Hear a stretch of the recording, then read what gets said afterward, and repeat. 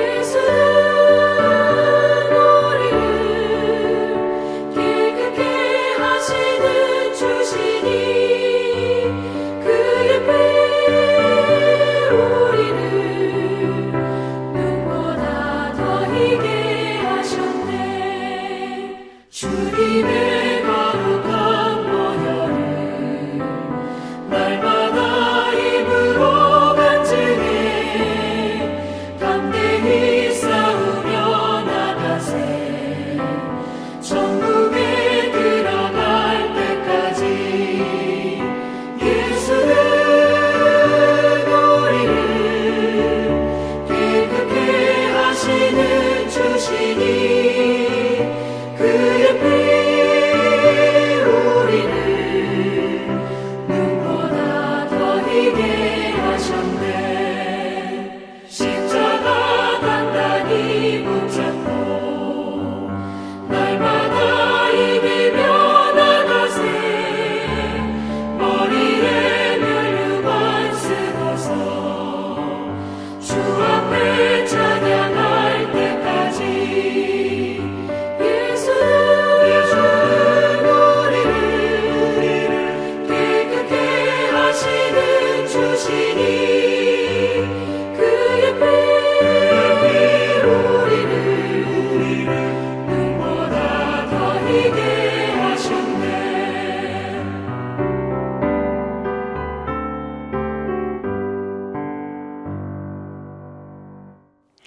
오늘 우리에게 주신 하나님의 말씀은 스바냐 1장 1절에서 6절입니다. 구약성경 스바냐 1장 1절에서 6절입니다. 아몬의 아들 유다 왕 요시아의 시대에 스바냐에게 임한 여호와의 말씀이다. 스바냐는 히스기야의 현손이요 아마랴의 증손이요 그랴랴의 손자요 구시의 아들이었더라. 여호와께서 이르시되 내가 땅 위에서 모든 것을 진멸하리라. 내가 사람과 짐승을 진멸하고 공중의 새와 바다의 고기와 거치게 하는 것과 악인들을 아울러 진멸할 것이라. 내가 사람을 땅 위에서 멸절하리라. 나 여호와의 말이니라.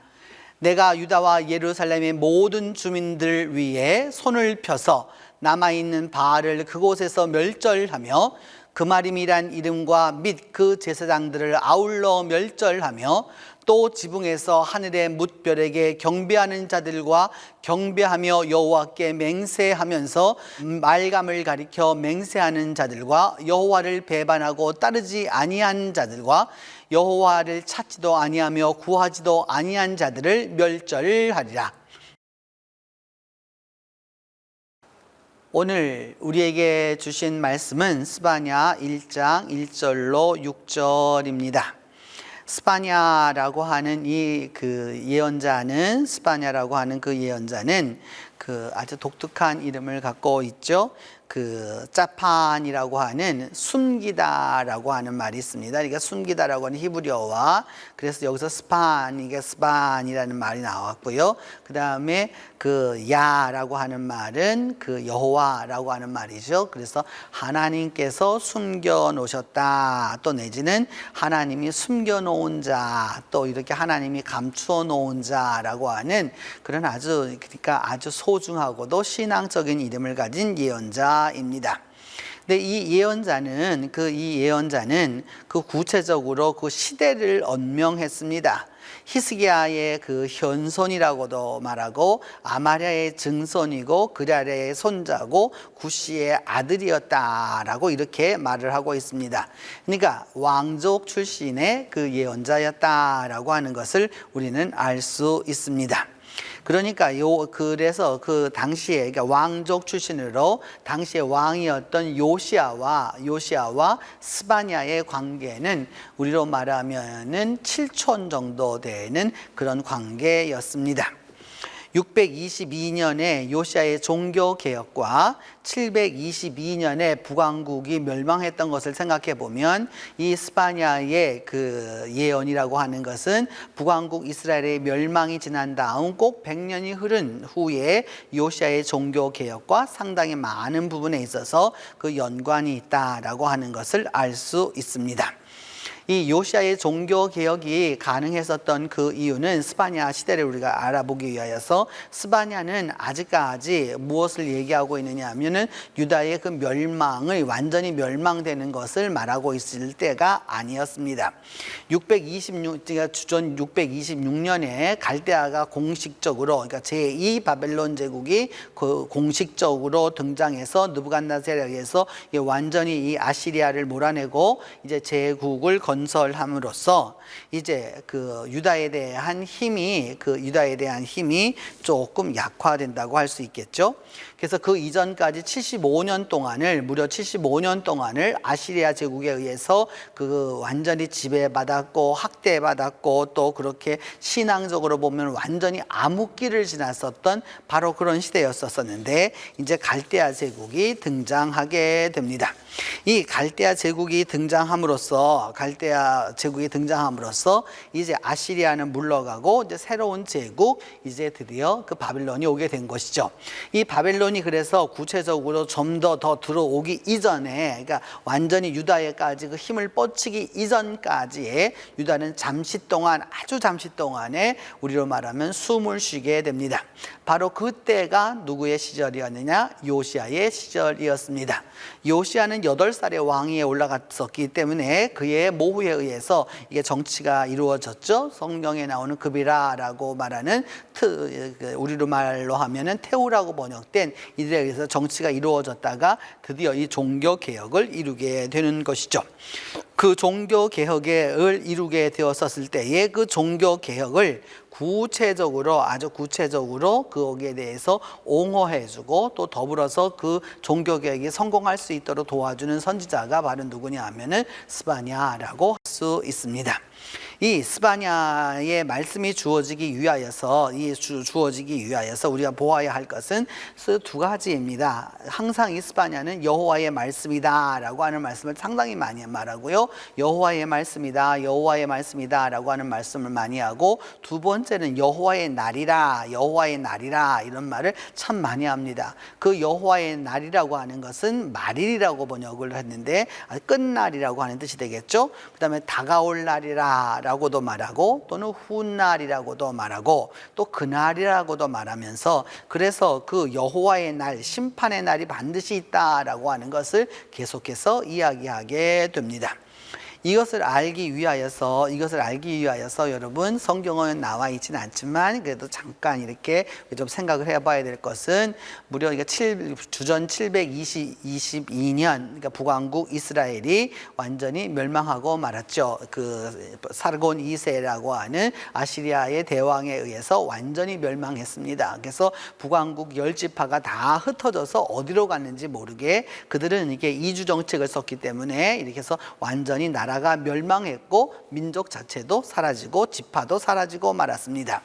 그러다가 주전 701년에 여러분이 다 아시는 대로 유다가 아주 어려움을 당합니다. 바로 그 히스기야 시대였었던 것이죠. 그래서 산헤립이 쳐들어와 가지고서 유다를, 예루살렘을 이렇게 포위해 놓고서 너희가 정말로 이 포위를 뚫고 나와서 싸울 힘만 있으면 얼마든지 싸울 수가 있다라고 하는 그 이야기를 하고, 그런 여러 가지 이제 그 히스기야를 갖다가 조롱하는 이야기가 있었을 때, 그 히스기야가 성전에 가서 하나님 앞에 기도함으로써 그 하룻밤에 하나님의 열심이라고 번역된 그 동풍이 불어서 완전히 다 이 군대들이 다 멸망하게 되고 마는 거죠. 아시리아의 군대가 멸망하게 되는 것이었고요. 그러다가 결국은 뭐냐면 이제 바벨론이 이렇게 5년 정도라고 생각해요. 626년에 그 이제 제국이 건설됨으로써 드디어 이제 이게 우리로 말하면 뭐냐면은 동쪽으로부터 서쪽으로 계속해서 이제 그 지배 세력이 오게 되는 겁니다. 바벨론의 힘이 점점점 강하게 된 것이죠. 그래서 첫 번째로 597년에 느부갓네살이 옵니다. 느부갓네살이 와서 무엇을 하게 되느냐 하면은 그 이전에도 물론 왔었어요. 근데 이때 와가지고 뭐냐면은 그 형제의 관계를 맺게 되죠. 그래서 그 당시에 이제 그 시드기야라고 하는 왕족을 갖다가 왕으로 세워놓고 그리고 난 다음 돌아갑니다.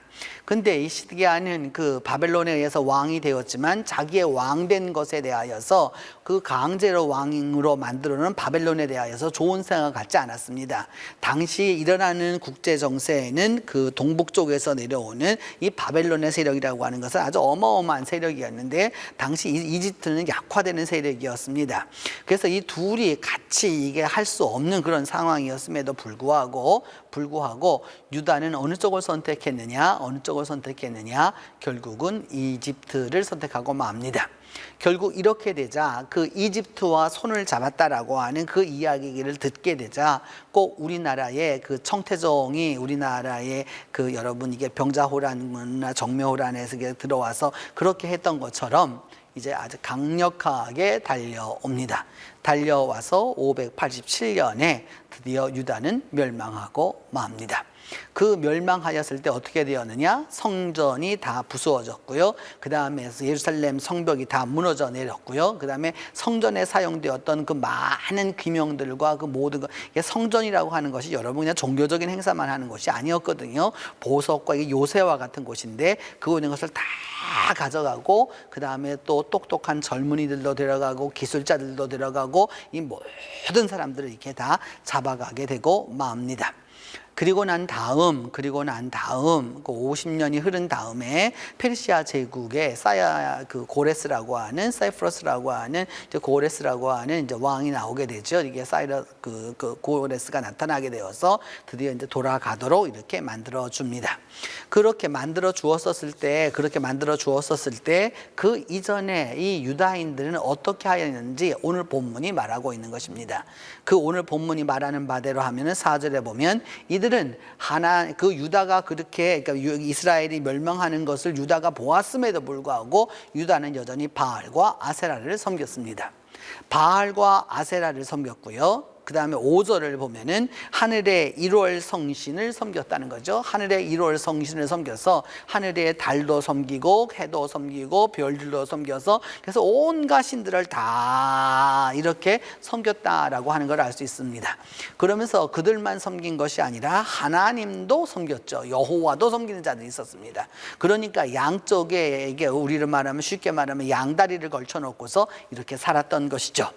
그러면서 5절에 보면 말감이라고 하는 신이 나오게 되는데 사실은 이 말감이라고 하는 말은 암몬의 신입니다. 암몬의 신은 밀곰이라고 보통 말하게 되는데 일종의 여러분이 성경이나 또 이런 것들 하다 보면은 일종의 그 언어적인 사투리 내지는 또 언어적인 변형이 오게 되는데 그 밀곰입니다. 그 이 밀곰이라고 하는 말은 멜레크라고 하는 이 멜레크는 왕이라고 하는 말에서 오는 거거든요. 이렇게 그래서 그 말감이라고 하는 것은 뭐냐 하면은 그 왕과 같은 그런 힘을 가진 신이다라고 하는 것이죠.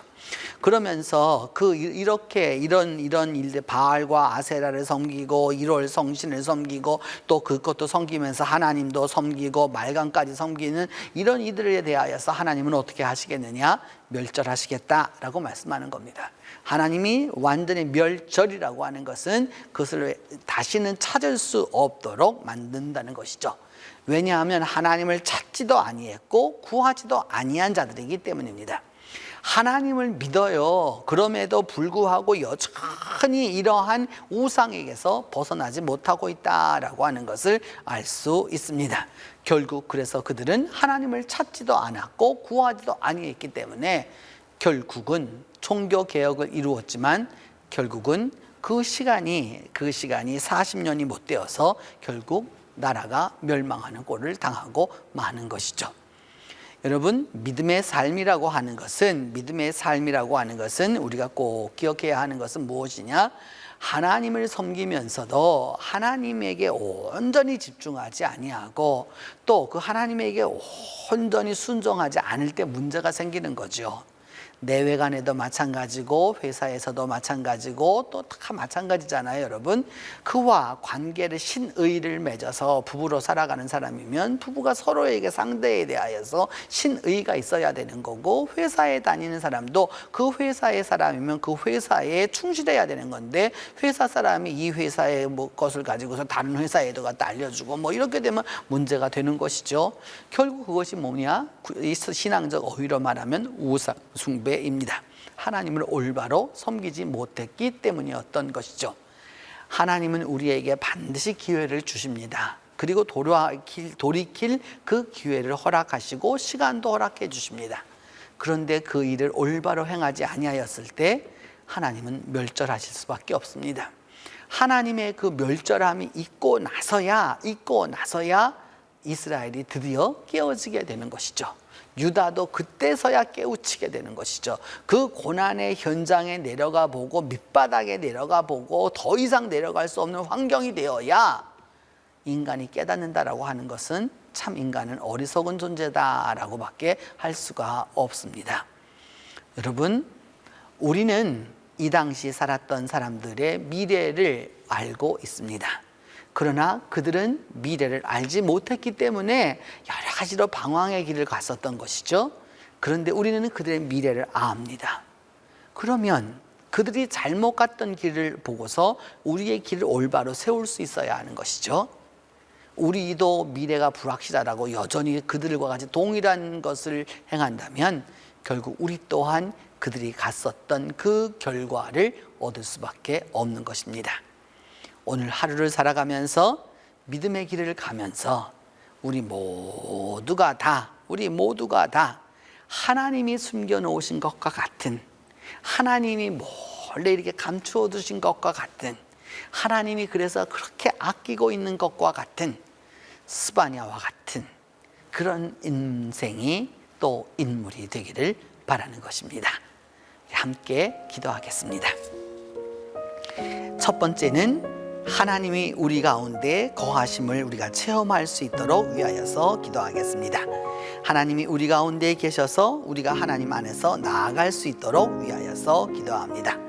두 번째는 하나님이 우리 가정과 자녀들, 가족들 그리고 인척들에게 역사하시도록, 예를 들어서 그 스바냐의 그 많은 그 족보를 이야기하는 것처럼 우리의 가정과 자녀들과 가족과 인척들에게도 하나님이 은혜를 베풀어 달라고 기도하겠습니다. 세 번째는 우리 교회 안에 하나님의 역사가 강하게 임하도록 위하여서 기도하고, 네 번째는 우리 교회 중고등부 학생들의 미래를 주님이 인도해 달라고 함께 기도하겠습니다. 첫 번째는 하나님이 우리 가운데 거하심을 경험하도록, 두 번째는 하나님이 우리와 연관된 모든 이들에게 그 은혜를 베푸시도록, 세 번째는 하나님의 역사가 우리 교회 안에 강하게 임하도록, 네 번째는 우리 중고등부 학생들의 미래를 하나님이 책임져 달라고 우리 네 가지 제목을 놓고 같이 기도합니다. 하나님 아버지, 은혜를 감사하고 감사합니다. 2600여 년 전 살았던 그 스바냐 선지자를 통하여서 오늘 우리들의 삶을 돌이켜봅니다. 하나님을 올바로 섬겨야 하고 하나님만 섬기고 하나님 안에서 올바로 나아가야 함에도 불구하고 그들은 바알과 아세라와 1월 성신과 말감과 여러 가지를 섬겨가면서 하나님을 찾지도 구하지도 아니하여서 결국은 그 멸망의 길을 갈 수밖에 없었습니다. 하나님이 우리와 함께 하심을 체험하도록 도와주시고 하나님의 뜻 가운데서 올바로 나아갈 수 있도록 하나님이 역사해 주시옵소서. 또한 우리의 가정과 또 우리의 자녀들과 우리의 가족들과 우리의 인척들에게 하나님의 은혜가 동일하게 임할 수 있도록 하나님이 도와주옵소서. 그리고 특별히 우리 동신교회 안에 하나님의 강한 역사가 임하도록 위하여서 기도합니다. 하나님께서 불꽃 같은 눈으로 우리 교회를 지켜주시고 우리 교우들을 지켜주시며 이 교회를 강하게 역사하여 주셔서 주님, 사탄이나 주님, 악한 세력이 틈타지 못하도록 하나님이 은혜의 은혜를 더하여 주시옵소서. 또한 우리 교회 중고등부 학생들의 미래를 위하여서 기도하오니 이들의 장래가 주님 안에서 인도받아서 하나님 아버지, 이들의 장래가 진정으로 주님이 원하시는 아름답고 멋진 최고의 인생을 살아갈 수 있는 인물들로 자라가도록 하나님께서 함께해 주시옵소서. 하나님, 우리 가운데 하나님이 함께하여 주시고 우리와 연관되어 있는 이들 모두 위에 하나님이 은혜로 역사하여 주시며 우리 교회에 하나님의 역사가 강하게 임하도록 도와주시고 우리 교회 중고등부 학생들의 미래를 주님께서 인도해 주시옵소서. 이제 주님께서 가르쳐 주신 기도로 오늘 기도회 마치도록 합니다. 하늘에 계신 우리 아버지, 아버지의 이름을 거룩하게 하시며 아버지의 나라가 오게 하시며 아버지의 뜻이 하늘에서와 같이 땅에서도 이루어지게 하소서. 오늘 우리에게 일용할 양식을 주시고 우리가 우리에게 잘못한 사람을 용서하여 준 것 같이 우리 죄를 용서하여 주시고 우리를 시험에 빠지지 않게 하시고 악에서 구하소서. 나라와 권능과 영광이 영원히 아버지의 것입니다.